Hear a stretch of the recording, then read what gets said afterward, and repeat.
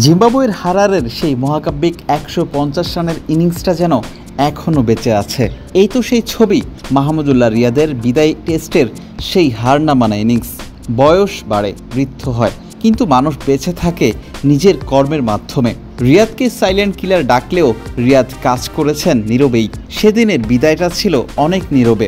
বিদায়ী টেস্ট ম্যাচে এমন একটা ইনিংস খেলেছেন যেটা টাইগার সমর্থকরা মনে রাখবেন। রিয়াদের এমন মহাকাব্যিক ইনিংসের ছবি স্মরণ রেখেছে বাংলাদেশ ক্রিকেট বোর্ড বিসিবিও।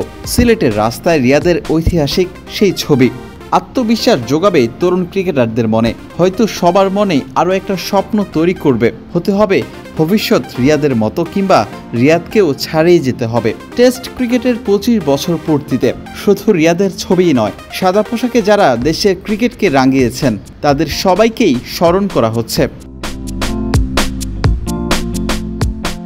শুধু ঢাকা নয়, শহরের অলিতে গলিতে নয়, পাড়া মহল্লার সবখানেই ক্রিকেটকে ছড়িয়ে দিতে চায় বাংলাদেশ ক্রিকেট বোর্ড বিসিবি। বিশেষ করে বলে নতুন প্রেসিডেন্ট আমিনুল ইসলাম বুলবুল, ক্রিকেট মানেই একটা আবেগ, একটা আশা।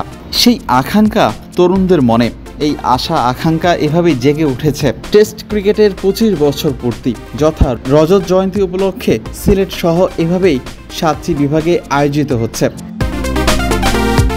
আগামী দিনে ক্রিকেটকে আরও প্রান্তিক পর্যায়ে পৌঁছে দিতে বিসিবির নানা উদ্যোগ। খুলনা বিভাগ, রাজশাহী বিভাগের পর এবার সিলেটে আয়োজিত হচ্ছে টেস্ট ক্রিকেটের ২৫ বছর পূর্তি।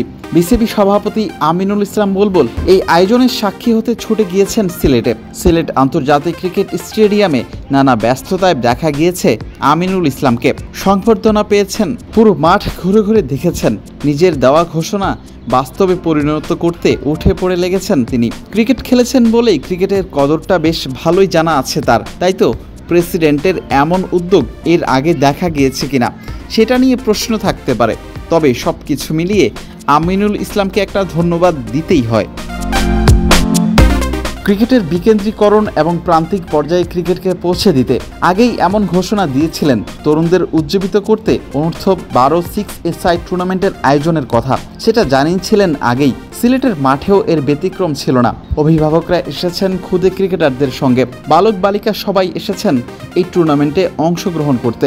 আগামী দিনে হয়তো এদের মধ্য থেকেই বাংলাদেশ ক্রিকেটকে প্রতিনিধিত্ব করতে পারেন এমন সম্ভাবনাময় ক্রিকেটারদের নিয়ে আয়োজিত হয়েছে অনূর্ধ্ব ১২ 6-a-সাইড টুর্নামেন্ট। খুদে বালকদের নিয়ে একটা পেসার হান্টও হয়েছে, কে কত বেশি গতিতে বোলিং করতে পারেন।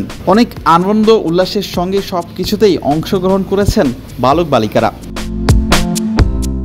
বিলাল হোসেন শিমুল, ক্রিকেট 97।